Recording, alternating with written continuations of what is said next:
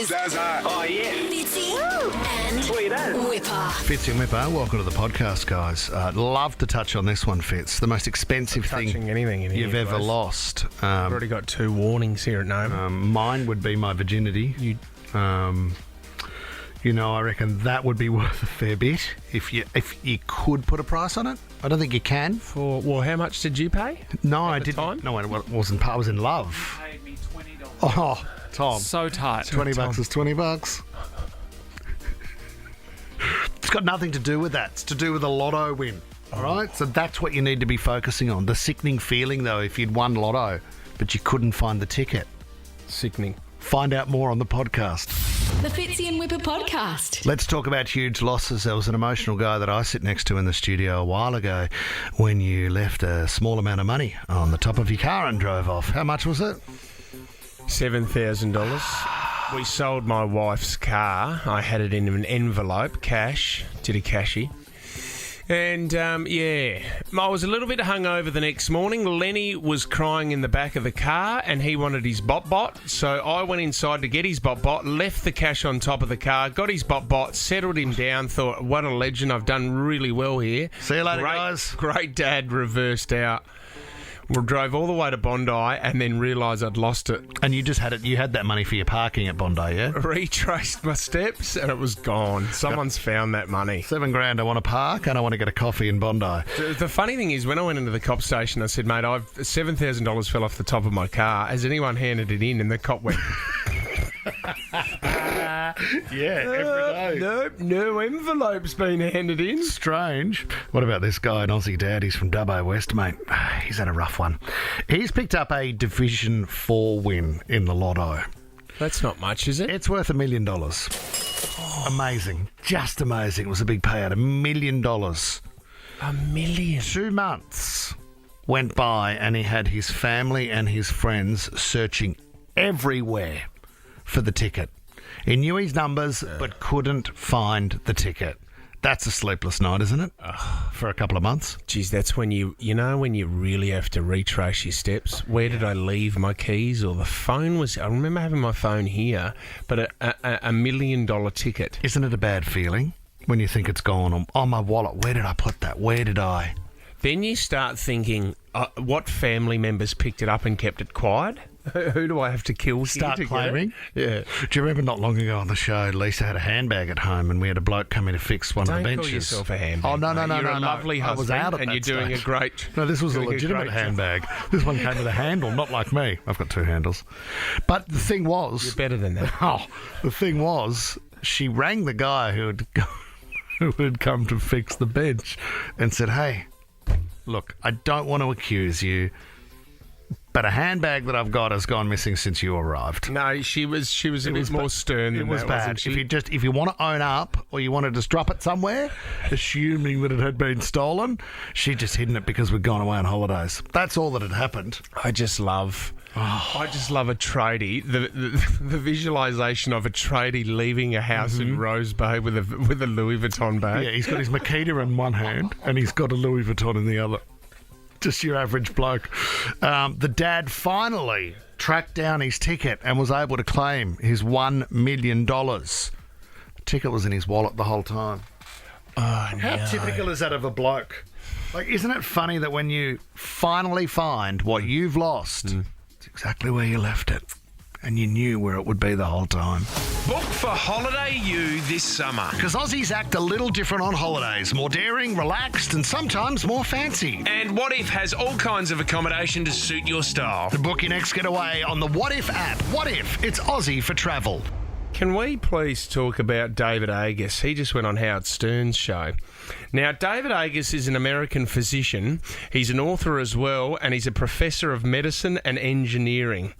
This guy, his field of expertise is advanced cancer. He's developed new cancer treatments with the aid of private foundations. This guy is cutting edge. Lazy. Right? Yep. No, he's not lazy at all. He's not? Okay. No. But the really interesting chat with Howard Stern, and they were talking about longevity in life and living forever. And that's what I want to talk about this morning because, you know what, I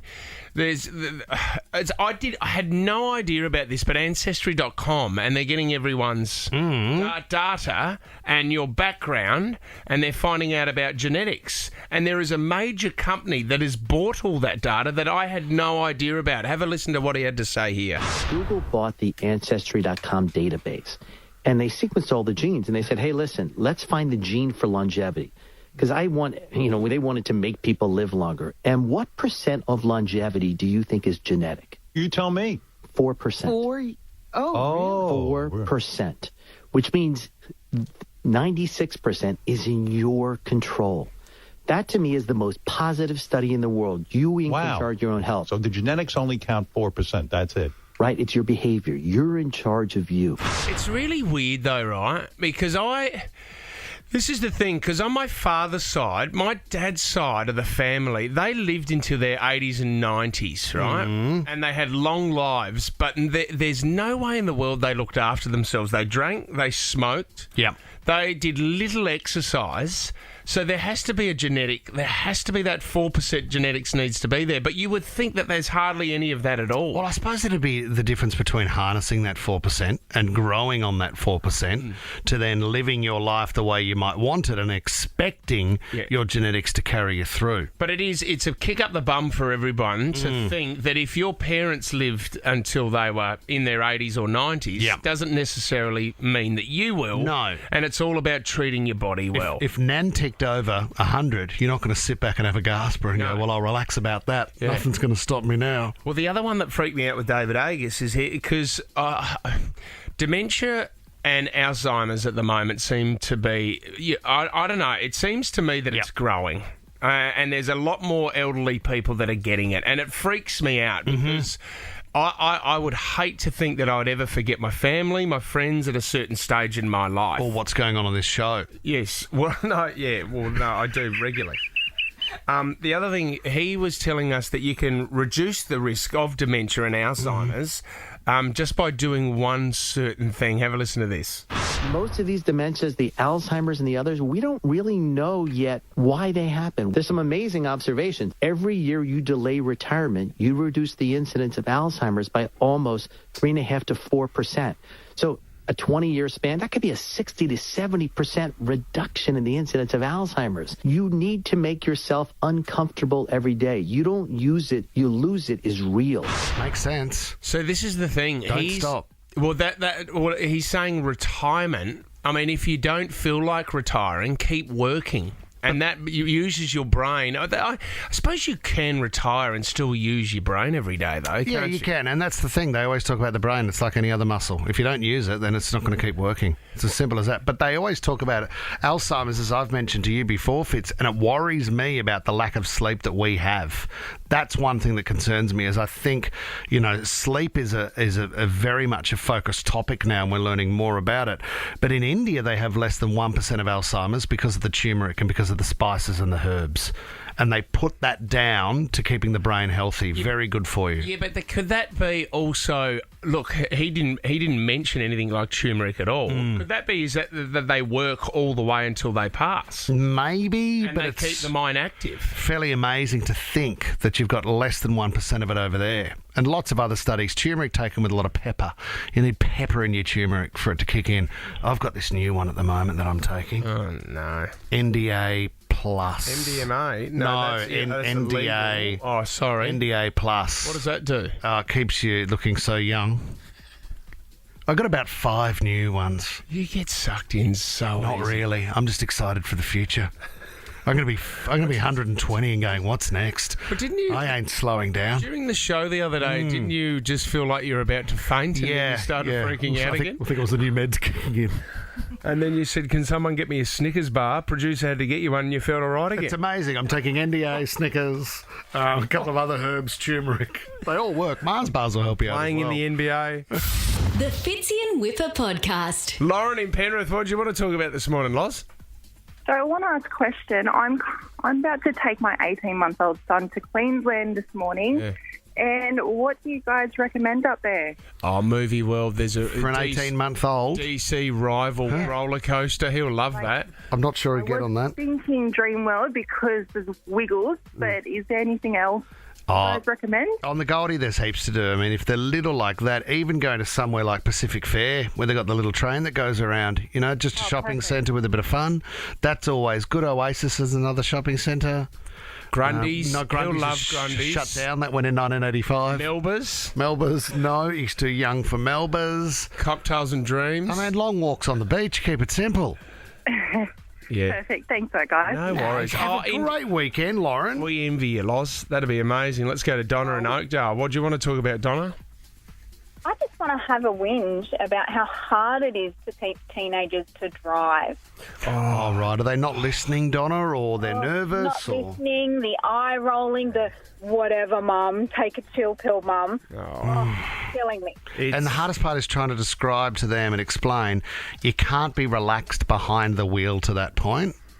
Exactly. And they just don't get it. They know it all, and it's just, frustrating. Oh, I'm having it at the You've got to do 120 hours. 120 hours on your L's? Yeah, 120 hours on your L's before you can go for your P. Yeah, right. Is it really? Have you had any close shaves, Donna? Have you been close to? Yeah. Yes. No. We nearly hit a pole. We've mounted a gutter. There was a pedestrian at one point. A mate of mine. There was a wombat on the road. A mate of mine on his L's did the classic, all right, let's do this first lesson. I'm happy to take you for a drive.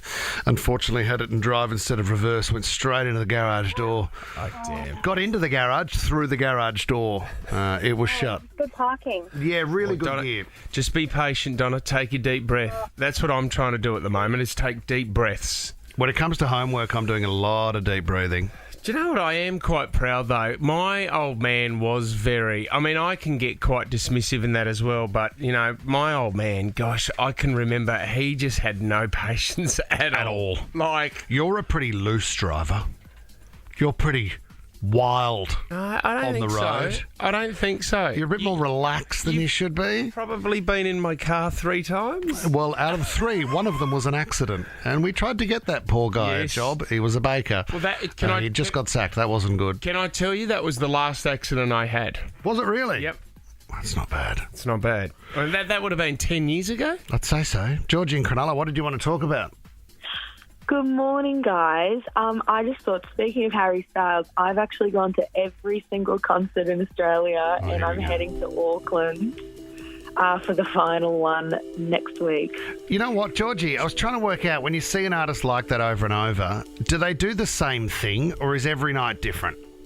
No, he does something different. He's in a different outfit. Yeah. He does horses sometimes. That's exciting. Yep. And interactions with the crowds are different. So every night is different. Favourite outfit for you, Georgie? Favourite outfit of Harry's would be that blue suit. Yes. See it? Yeah. Is that the jumpsuit? Is it a jumpsuit? No. No, it was like a little white singlet and then the blue jacket, like a rhinestone cowboy jacket almost, and then blue pants. He can get away with anything, that bloke, can't he? And he wears anything. The high-rise pants. Very hard to get away with. I've tried that. Doesn't work for me. Well, no, you've got a bit of a veranda out the front, so it's a bit hard. I don't know what you mean. Georgie, can I ask, because I was talking to a girl who works in the building here at Nova, and she was saying yesterday, I'm completely obsessed. I look at every detail of his face. I look at his hair. I feel so attracted to him. Do you feel that you know him more than other people because you've been to every show? Oh, God, yes. So you're not only in love with him, you feel like there's actually something there between the two of you, don't you? Not romantically. No. I feel like he recognises me and my friends. Yeah. So he's looked at you like Sounds so bad. He's looked you in the eye a couple of times, you reckon, Georgie? Yeah, well, we got to go right to the front barricade for a couple of them, and there were moments. Eye contact with Harry. Georgie, have you seen, because there's been a couple of rumours that security have been coming down to get a couple of girls' numbers in the crowd. Have you seen any of that? No, I've heard about it though. Apparently there were two girls that just got the numbers and apparently they went backstage. Well, I'd be offended if I was Georgie and I'd been to every show and this is going on and then the next thing you know, no one's asked for my number. I was at the last gig. I'm over here. Harry! 0413. Hey, can I ask, Georgie, will you be lining up today? Like, have you got general admission to race to the front tonight? We have, we don't have our very special tickets at the front, but we've got general admission and we will still be lining up early. Oh my God, Matty DeGroot, we were thinking this morning, we want to get you down there. We want you out there. We want you to see the crowd and talk to the people. It has been wild. Everywhere Harry's gone around the country, there's this early lineup, and reporters go down and chat to them. Yeah. And Georgie, you might think you are a wild Harry Styles fan, but my God, there are some wild Harry Styles fans who go 12 hours before the show starts to line up. DeGroot, I wouldn't mind even seeing you in a wig down there, almost attempting to look a bit Harry Styles. Have we got a sequined outfit as well, Tom? Yeah, and the feather boa or whatever it is. Oh, mate, this is perfect. Do you think there's a chance that people will confuse me for Harry? Strong one. Okay, Jess. There's no need for that noise. Not at all. MDG after 8 o'clock, I want you down there. Awesome. I need to give away this top 4 attraction. I'm going to give it to the mum, Lauren in Penrith. You're going to take the kids to see Life Sydney Aquarium. Congratulations. Perfect. Thank you so much, guys. No worries. Lauren. The Fitzy and Whipper podcast. It is the big night, Harry Styles, Accor Stadium. We got Backstreet Boys out there as well. And we just want to know what it's like. What's the landscape like out at Homebush at the moment? You can hear the ambience because Matty DeGroot's out there. How are you, big man? Yes, I'm standing here amongst what would be about 150 very enthusiastic Harry Styles fans. We're excited about... Oh, my God, look at them. Look at them. I get this everywhere I go. MDG outside gate 7. Can you find out for us, like, if you go to the front of the queue? Let's go to the front. Who is at the front? Closest to the gate. How long have they been there? Okay, what's your name? Wearing a pink Harry jumper. What's your name? Mackenzie. Mackenzie, how long have you been here? Because you're at the front of what is probably a 150-metre long queue. I've been here since 8 p.m. last night. Since 8 p.m. last night? You slept. And how did you go last night? Because you've got the sleeping bag, you've got a suitcase. I've just got a backpack. I went to my hotel room to sleep for a little bit. Oh, so you're not that keen then? Oh, I'm very keen. I came back at 2 a.m. Oh, my God. MDG, can you ask her if she's got a sign for Harry, trying to get through to him? Okay, now what's your strategy? Have you got a sign to get his attention? Obviously, you're keen to be right at the front. How are you going to make him see you, Mackenzie? I kind of just wanted to put a sign that said, I love you, and hope you said it back. Oh, we're going to need to do better. Now. Think something better. And how many people are here with you? Or are you just... I'm here by myself, but I met all these lovely ladies in the line with me today. Are you guys excited for tonight? Yeah! This is actually phenomenal. Now, I said I've got tickets, and they're like, we've already got tickets, but can we get a corporate box upgrade? I like their style. Wow. They're not gonna... Can we get early entry? Can you get early entry? I've got 2 backstage passes to meet Harry. I don't. I'm so sorry. Oh, God. And a newsreader was murdered at Homebush today. Oh, God. Oh, my God. I've never seen win and lose people so quickly. Matty, does that mean, MDG, that at the front of the queue there, it then becomes a rush to get to the front of the stage? Yes. The minute So this the gates is a race, open? right? Every one of you are now going to race to the front of the queue. Yeah, no one's going to run though. We're all going to walk very peacefully. Oh, sure. You realise that there's 300 people behind you who aren't going to adhere to the rules that you've created at the front. Yeah, hopefully they just let me go to the front too. Matty, has she seen Harry Styles perform live before? Have you seen him before? No, I haven't. This is my first time. Oh, my God. I'm very nervous. I'm very scared. I know I'm going to cry as soon as I see him. Oh, you poor thing. Now, Matty, can you go and chat to someone lining up for the Backstreet Boys? I saw Nickelback here, and I reckon it's the same crowd. So, Matty, is there anybody there who's just supporting a friend that doesn't actually have a ticket? Okay, does anyone here not have a ticket? Oh, I've got absolute... No, we've got tickets, you idiot. Does anyone have someone who doesn't have tickets that would like tickets? What's your name? I'm Naomi. Hey, Naomi. Hi. How long have you been waiting to see Harry? Like 10 years. You've been out the front for 10 years? A few hours. This is amazing. Now, who have you got that you'd like to bring tonight? A little friend that I've known did diving with for my whole life. So What's the name? Sophia. Okay, where's Sophia right now? Training at Sydney Olympic Park. Okay, well, I reckon, Tommy, are we able to give a double... She's got it. Only if you all squeal really loud. Yep, that works. Okay. Didn't need to ask. Small incident. Nope. Learn the lesson for the next one. Hey, Matty great news for you too. We've just found a double for you and your wife Bronte. So why don't you go and stand at the front of the queue? You've got to be there. He's on in 12 hours' time, mate. I'm not going anywhere. It's a restricted view, though, mate. But no, thank you very much. The Fitzy and Whipper podcast. Tell you what, this is a big weekend as well because it's the closing of World Pride. Mm-hmm. It's massive. Well, they're closing down the Harbour Bridge, mate. Yeah, Sunday morning, early Sunday morning. The Pride March is going to be huge. And last Queen standing all week has been massive. We've been giving away $1,000 and tickets to the closing ceremony. But today it's a special one because... last Queen standing, we have a very special guest. Fitzy and Whipper's last Queen standing. Great things happen when we lift each other up. Say yes to being your authentic self with Optus, premier partner of Sydney World Pride. Because pride starts with yes. How good is this? Coming off a performance at the Sydney Opera House last night, Queen Kong, welcome! Queen Kong, hello! Morning, everyone. How are we doing? When they said the Queen was coming in, I said, tell Beyonce to get stuffed. I want Queen Kong. Oh, I love it. I look more like Beyonce's dad, but let's be honest. So what was the performance last night? How did you go at the Opera House? Who was performing with you? We had the Black and Deadly Gala last night, and so we had such an incredible cast of First Nations excellence. Jess Malboy, Stephen Oliver, all of the greats. Yeah. Wow. So it was pretty How much fun. So fun. It was very vibrant and, just a good occasion. It would be, I mean, you must be exhausted because you've been flat out, haven't you? Yeah, look, like I lost the crown, but I won all the bookings, so we'll take it. All right, last Queen standing. So we're going to introduce you to our two contestants this morning, Jack in Cronulla. Good morning, Jack. Morning, boys. How are you? Good, Jack. The footy's back. You're fired up. Jack, who do you go for? Are you a Sharkies fan? Yeah, I'm a die-hard Sharkies fan, mate. Okay. Good luck today, Jack. Feels like Christmas morning today. Well done. Yes, the season has kicked off, but you've got to get past Melanie in Wahroonga this morning. Hi, Mel. Hi, guys. How are you? Good, Mel. What are you doing this weekend, Mel? I'm going to the zoo. Oh, there you go. All right. You might have $1,000 and something else to do, Mel. Here we go. Okay, so Queen, Jack's going to go first. If Jack gets one wrong, the power will go over to Melanie. Whoever has the power at the end of 60 seconds will be taking home that amazing prize. All right, Jack, you're going first. Your 60 seconds starts now. All right, Jackie, so the first question is, Can't Get You Out of My Head in Locomotion, a song sung by which singer? Kylie Minogue. Nice. Number 2, how many colours are in the rainbow? 5.